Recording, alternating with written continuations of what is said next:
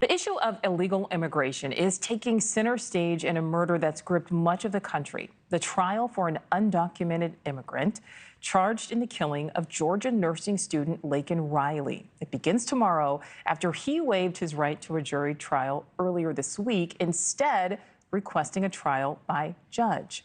Laken Riley was killed while running on the University of Georgia's campus back in February, and her death became a rallying cry for immigration reform from many conservatives, including President-elect Donald Trump. So joining me now is criminal defense attorney Peter Elikann. Peter, so great to see you again.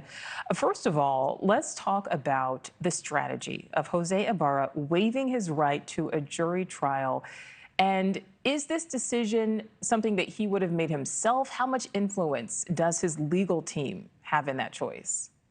I was sure it's probably all of his legal team that made that decision. And as people may not know, that you do have an option. You either have a jury trial where the judge presides over the case, but he's not he or she is not the final decider, guilty or not guilty, or you can go in front of just a judge, and the judge will be the decider on that. 98% of the time, we criminal defense attorneys like to go with a jury trial because, as you know, if it's a 12-person jury, all 12 have to be unanimous for guilt. If there's even one that says, gee, I don't know if it was proven beyond a reasonable doubt, well, then they're not convicted. So I'd rather have 12 people rather than just one. There are times, though, that we criminal defense attorneys do go for what we call a bench trial, where the judge is the decider. And often when there's something that is so emotional, so passionate, so upsetting, and you want to just narrowly fixate on narrow legal issues, then you may want to go with the judge, hopefully take the emotion out of it and just make your cold legal decision. All right. So during that court hearing earlier this week, the judge had some stern words from the bench when it comes to members of the media speaking to anyone involved in this case. I'd like to listen to that. Some things have been brought to my attention that I think you all need to hear that we're not going to have anymore.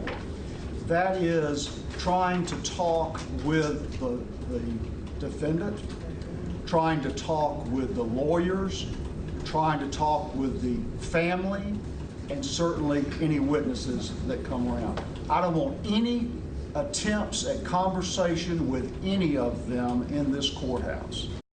All right. So, Peter, what is your reaction to that, to what we heard there from the judge as a defense attorney?